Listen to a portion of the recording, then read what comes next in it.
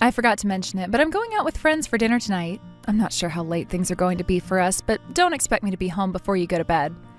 Huh? Really? I was actually making dinner at home.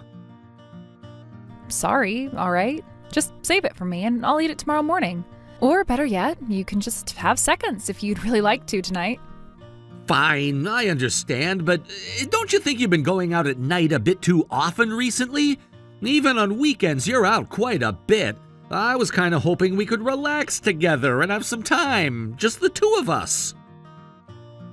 I feel like we're already spending enough time together, though. If anything, we should have a bit more personal time, if you know what I mean. Then, how about this? How about we plan a little getaway for the upcoming holiday? Maybe a ski resort trip? Sorry, but I already have plans for the holiday. I appreciate the invite, but it's just not going to work. Plans? What kind of plans? Do you really have to dig that deeply? It's just a casual thing with friends. Now that Hannah's in college and living on her own, I feel like I finally have a break from all the child-rearing responsibilities. I want to go out and enjoy myself. Look, I get it, I really do. It's just, couldn't you make some time for me too? It doesn't have to be a lot. I just thought it might be nice. It would be fun to just sit back and watch a movie or something. Hey, women have their own things to enjoy, right? Lots of my friends are at the same stage now. Our kids are grown up, so we're all finding time to enjoy ourselves. I feel like I've done my part, and I'm ready to enjoy life a bit. Don't you think I've earned that?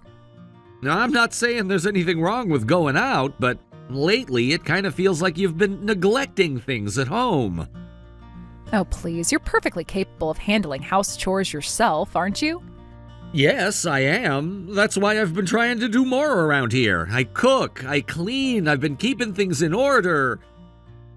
Then there's no problem, is there? If you're handling it yourself, why do you have to bring it up with me? I've been the one doing all the housework for years. I think I deserve some time to enjoy myself now. All right, I understand. But even so, I'd like for us to have dinner together every now and then, or maybe go out and enjoy a quiet outing. We used to go on drives together. Why can't we do something like that again? Oh, please, hearing that from you now that you're getting older. Hey, we're the same age, you know. Oh, but I take care of my appearance and focus on beauty routines, so don't go lumping me in with just any old man, all right? Okay, you have a point, but still. It just makes me a little uneasy when you talk like this. Uneasy? How? Well, I mean, it makes me wonder how things will be in the future. Once you're retired, for example. I feel like you're going to start suggesting little outings, and then there'll be times when you'll want to follow me around all the time, like a little goldfish that can't be left alone. Just thinking about it is a bit unsettling. Hey, I'm not suggesting we spend every second together. I just think it would be nice to slow down sometimes, enjoy some quiet moments together, that's all. Yes, I get it. But I still hope you can find a way to live without depending on me so much. Maybe you could even pick a new hobby or something. That way you'd have your own interests and you wouldn't be so focused on what I'm doing all the time. But if I'm not focused on you, wouldn't that mean we're just growing apart? Marriage is like that sometimes, Look, let's just end this conversation here. I'm out right now trying to enjoy myself. So please, don't text or call me for the rest of the evening. I'll catch the last train home, so just go to bed first.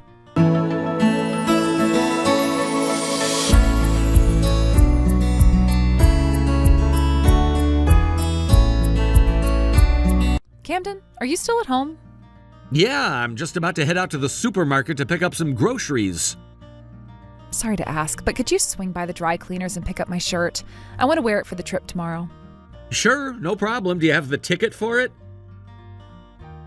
It should be in the pocket of one of my recent jackets, I think. That's a little vague. It's in one of the jackets at the front of the closet, so you'll find it easily. All right, I'll look for it. So what time will you be back tonight? Probably around 8 p.m. I want to get a good night's sleep since we'll be leaving for the trip tomorrow. Got it. In that case, I'll make dinner for both of us. Oh, actually, don't worry about dinner for me. After my shift, I'm meeting a friend for a meal. I was hoping we could eat together since it's one of your days off. Can't be helped, can it? And don't act so pouty like an old man. It's kind of creepy. It's just that you'll be away on the trip tomorrow, and we haven't had dinner together for a week now. Once I'm back, I'll be home for a while, so we'll have more time then. All right, if that's the case. Oh, speaking of which, Hannah said she won't be coming home during her summer break. I was hoping we could do something as a family, but I guess that's not happening. She's a college student now. Spending time with friends is probably more fun for her than hanging out with family. Maybe so, but I feel like she should at least come home once in a while. She did say she'll be around on the 4th of July, though. Isn't it a good thing that she's becoming independent? She's a responsible kid. You don't have to worry about her getting into trouble. Hannah might be responsible, but who knows about the people around her? When she's home next, I should ask her about how things are going. If you start grilling her with questions, she's just going to think you're annoying, you know. With girls, it's better to maintain a bit of distance. If she ever needs help, she'll come to us on her own. You think so? I know so. I went through the same thing. Kids around her age appreciate being left to their own lives. It's good for them.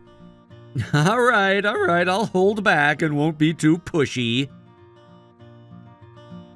That's for the best. So anyway, can you handle the dry cleaning for me?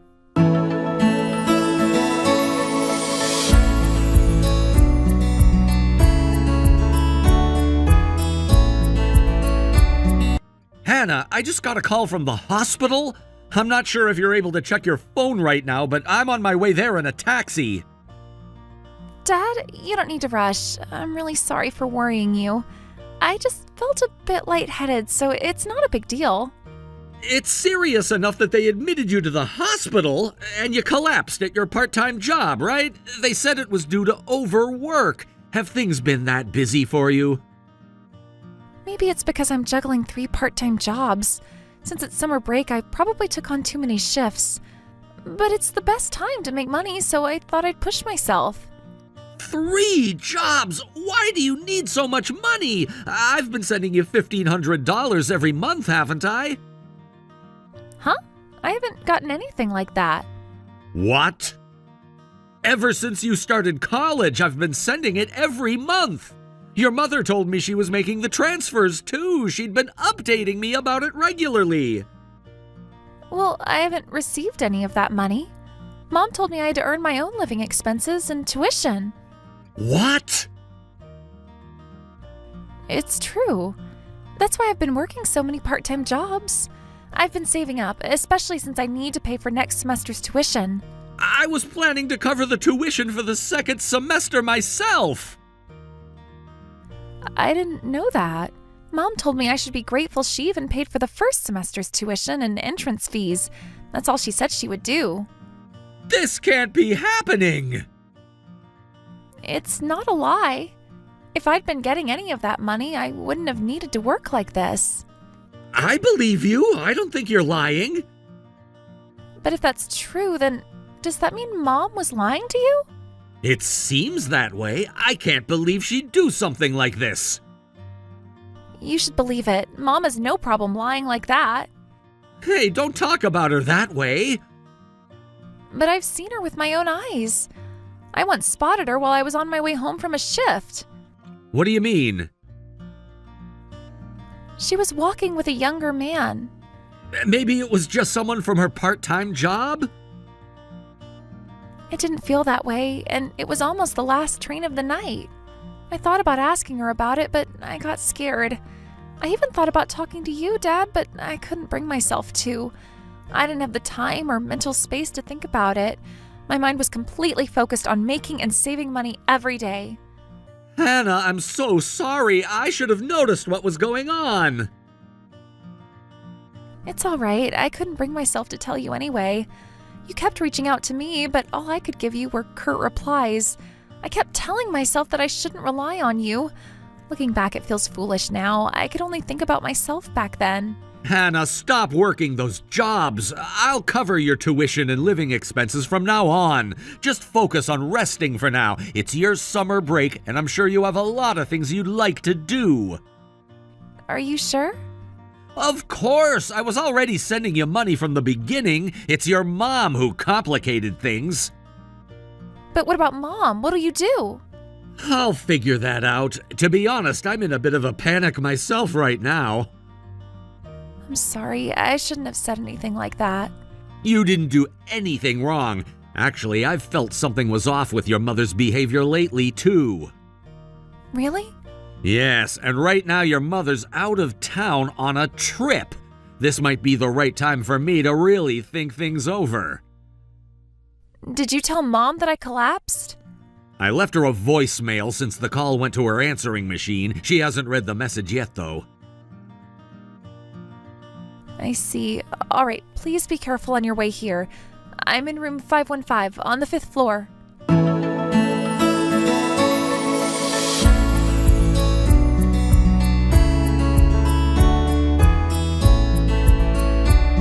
Camden, I'm sorry, but could you handle dinner again tonight?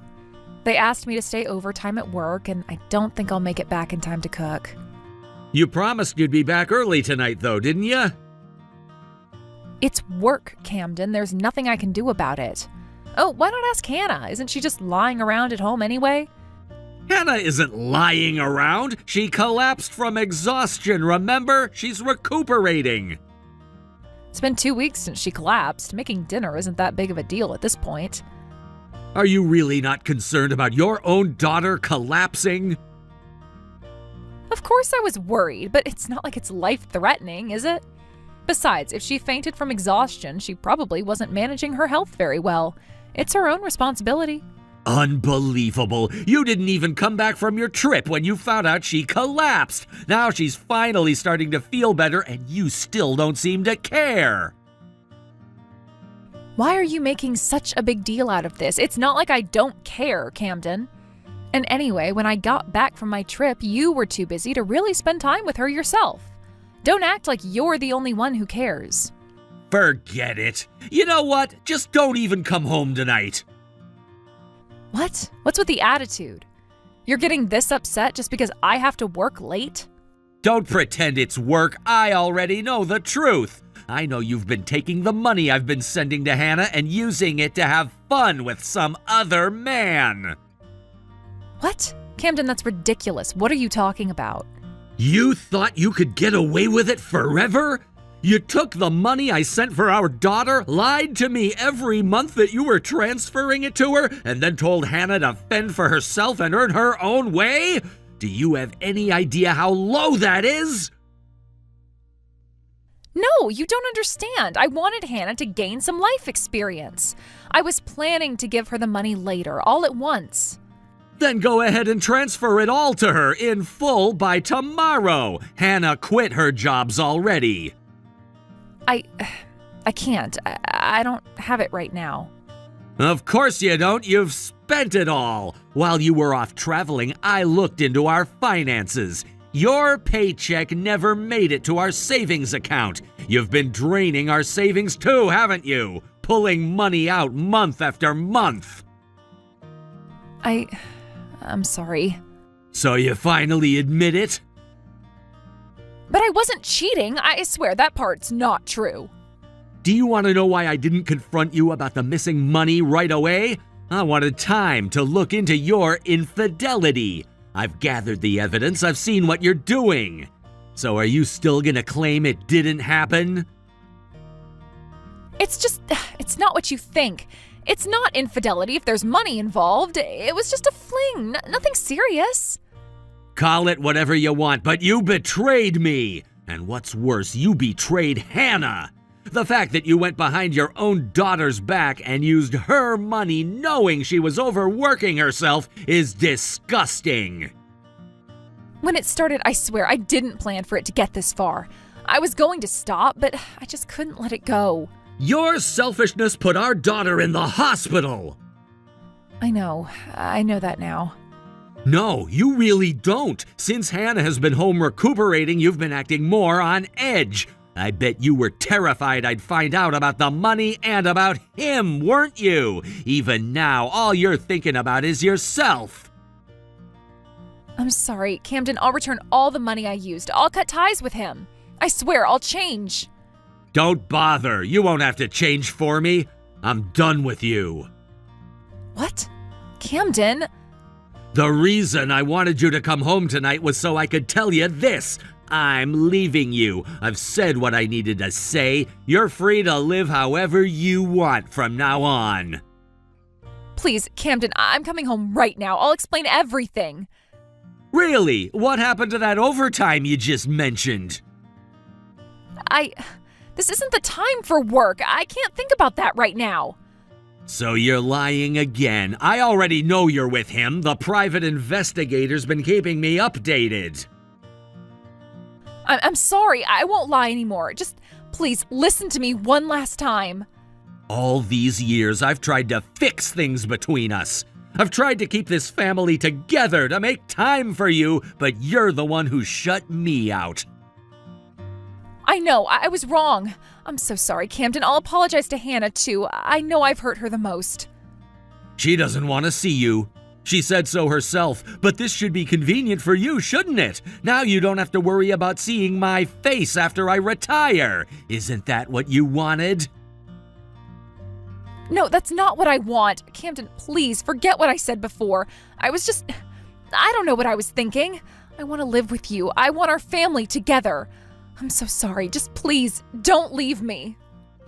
No, I won't forget. Ever. You're the one who told me not to rely on you and to live my life without you, remember? So I'll do just that. You don't have to worry about me anymore because I'm done worrying about you.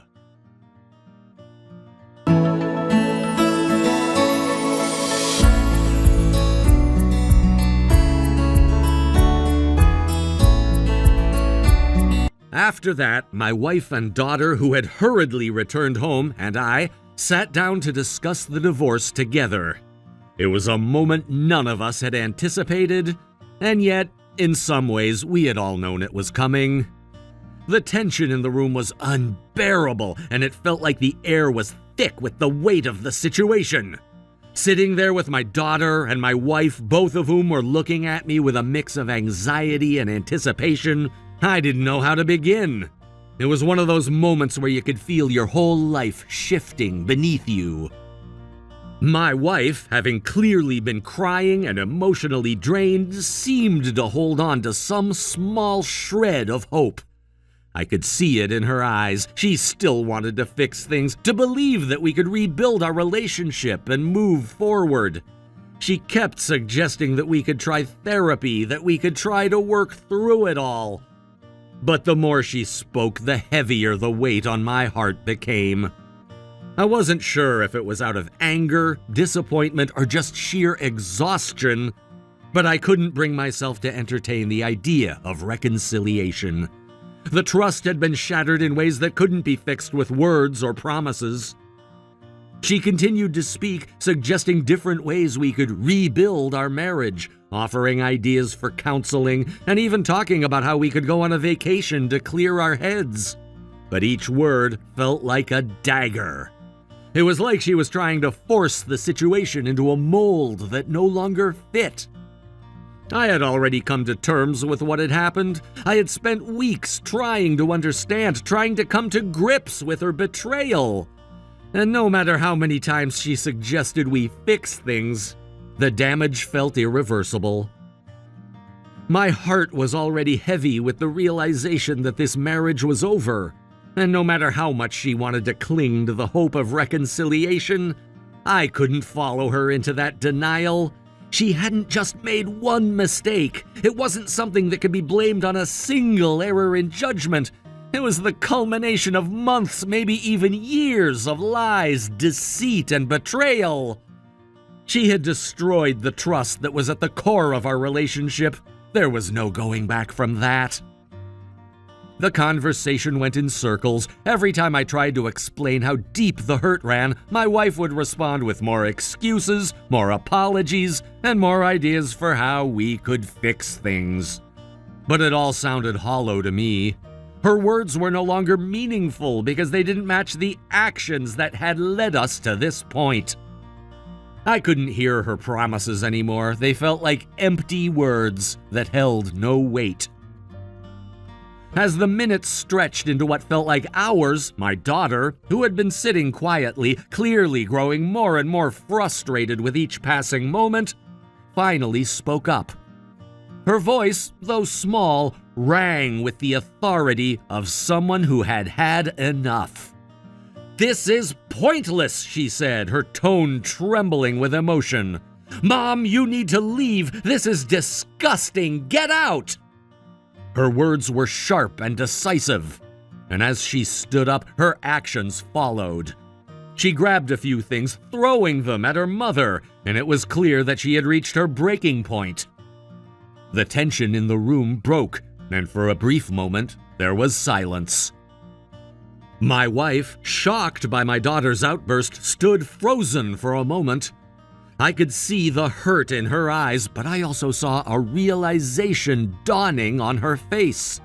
She had never imagined that it would come to this, that her daughter would be the one to call for the end. But the truth was, this wasn't just my fight. This was my daughter's life, too. She had been affected by the choices my wife had made, and it was clear that she was no longer willing to pretend that everything was okay. I couldn't blame her for that. In fact, I was proud of her for standing up for what she knew was right. There was no more pretending, no more trying to salvage something that was already beyond saving.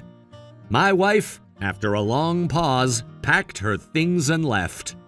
She didn't say much, but the quiet resignation in her movements spoke volumes. She walked out the door, and with that, it felt like a chapter of our lives had finally closed. My daughter, standing beside me, looked at me with a mixture of anger and relief. She didn't want to see her mother leave, but at the same time, she knew it was for the best. It was the first step toward healing, even though we both knew the road ahead would be long. The next day, my wife returned with her parents in tow. They came to apologize, to beg for forgiveness, and to try to make things right. But honestly, it was too little too late. I couldn't bring myself to listen to her apologies anymore. Her words no longer held any weight, and neither did her parents' pleading.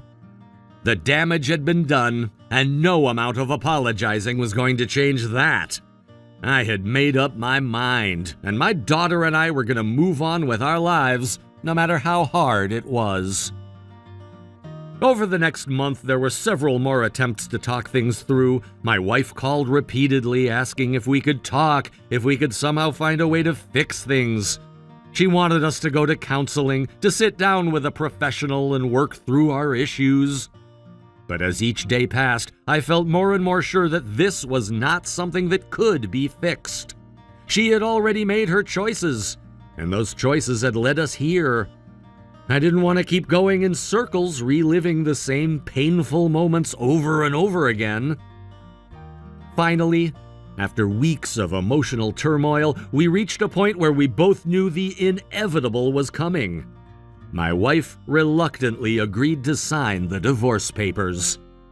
There were tears, but they felt more like a release than anything else. It was over.